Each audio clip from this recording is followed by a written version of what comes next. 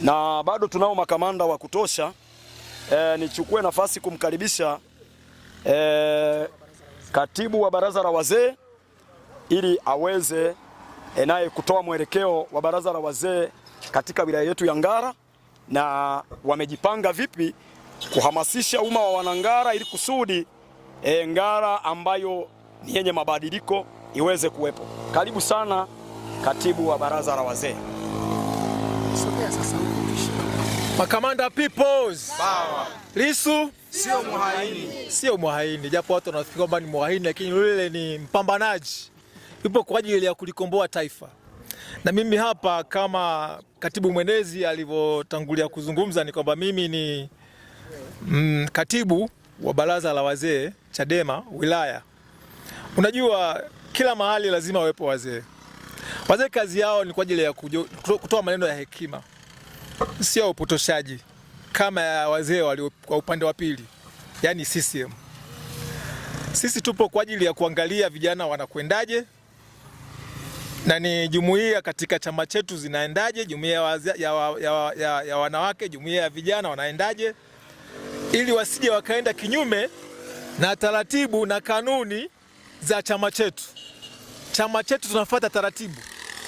Na hivi mimi kama katibu wa baraza la wazee nimejipanga kuitisha kamati ya baraza la wazee ili tuangalie namna ya kuanzisha mabaraza katika kata hadi kwenye matawi.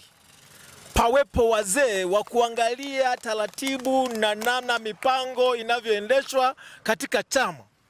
Chama chetu ni cha utaratibu. Sio mtu mmoja anakurupuka anaamka leo anapanga wewe leo utakuwa hivi. Hapana. Wazee wanaangalia, je, kule mmefanya vizuri? Wewe wa mama nyie kule mmekaa vizuri? Vijana kule mmekaa vizuri? Viongozi mliowapanga kwa ajili ya kuangalia taratibu za kuongoza wananchi mmezipanga vizuri? Ili mambo yanapokwenda hadharani watu wasiwe na kigugumizi. Ndio kazi ya wazee.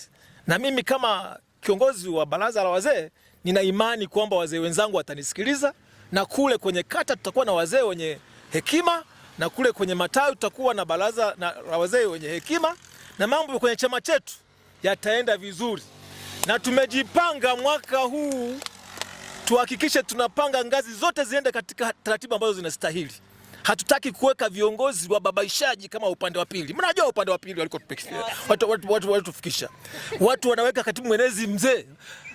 Katibu mwenezi anatakiwa awe kijana mwenye nguvu. Na sisi ndipo tunawashauri, angalia kijana wetu tumemweka hapa. Anafanya kazi vizuri sana. Kwa hiyo tuna mpango kwamba tuweke viongozi ambao ni majasiri, viongozi wenye nguvu, viongozi wenye imara, kuanzia matawi, makata, mpaka wilaya na hatimaye mpaka taifa. Na tuna mpango wa kuchukua madaraka yote kuanzia tawi mpaka taifa. Makamanda peoples. Jina langu wananiita mwalimu mstaafu, lakini sio mstaafu kote kote. Nimestaafu tu kwenye chaki kule darasani, lakini bado uraiani huku ndio natoa mawaidha. Naitwa George Makobwe, ni mzaliwa hapa Pangara mjini. Asante kwa kunisikiliza.